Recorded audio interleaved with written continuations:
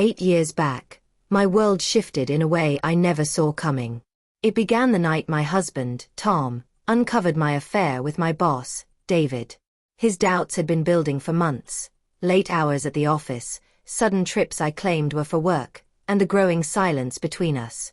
He was right to suspect. When Tom finally placed the proof in front of me, the heartbreak on his face was undeniable. There was no excuse left to offer. My affair hadn't been some whirlwind romance. It was reckless, born from discontent I hadn't dared to face in my marriage. I'd been at that company for 5 years.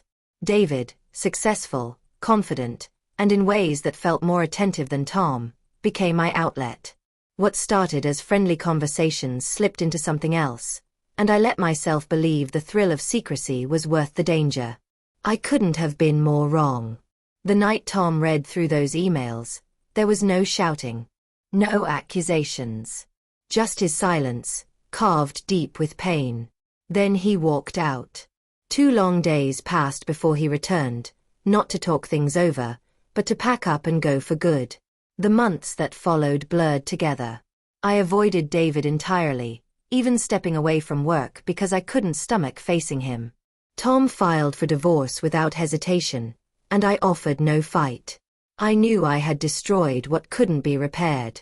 I ended up in a modest apartment in a quiet neighborhood where nobody knew me. In some ways it was a relief. In others, a daily reminder of what I'd thrown away. 6 months later, the divorce was finalized. With no children, the legal part was simple. The emotional fallout was brutal. Families who had been connected for years were torn apart. Friends chose sides, many disappearing from my life altogether. The loneliness was crushing, and I had no one to blame but myself. Eventually, I returned to the workforce, though I resigned from David's company. I couldn't bear the stares or whispers. A smaller firm gave me a fresh slate, though the weight of guilt followed me everywhere. Work became a distraction, not a cure. Over the years, I started trying to piece myself back together. Therapy helped me see the truth, that the affair had little to do with David. It reflected the cracks in my marriage and my refusal to confront them. Instead of speaking honestly to Tom, I had chosen the coward's path, escape. Meanwhile, Tom moved forward. Within a year he was dating again, and soon after met Emily. She was everything I wasn't, steady, warm, sincere. From what I heard, she made him happy. A part of me was relieved he had found what I couldn't give. 3 years after our split, I saw Tom at a friend's wedding. It was the first time since our marriage ended. We exchanged polite greetings, but the distance between us was obvious. Behind his calm eyes, I still caught a flicker of the pain I'd caused. My guilt came rushing back, raw as ever. I stayed in therapy and even joined a support group for people who had been scarred by infidelity, whether as the ones betrayed or the ones who betrayed. Listening to those stories showed me how deep the damage ran, and how it changes everyone involved. I finally began to face what I had become and what needed to change. By the 5th year, life looked different. A colleague and I launched a small business, something I had always dreamed of but never dared to attempt before.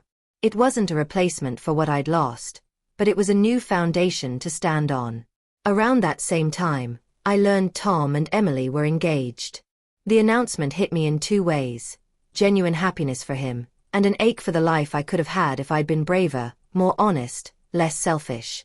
Now, 8 years later, Tom and Emily are married with their first child. I mailed them a card, not expecting anything in return. To my surprise, Tom reached out weeks later. He thanked me for the gesture and asked to meet, not to rekindle, but for closure. When we sat down for coffee, it felt both familiar and distant, like catching up with someone who used to be home. We talked about our lives, about how much we had both changed. He admitted that while my betrayal had cut deep, he could now see the cracks in our marriage went both ways. He regretted not being more present, not noticing the signs. His words didn't absolve me, but they eased something in me.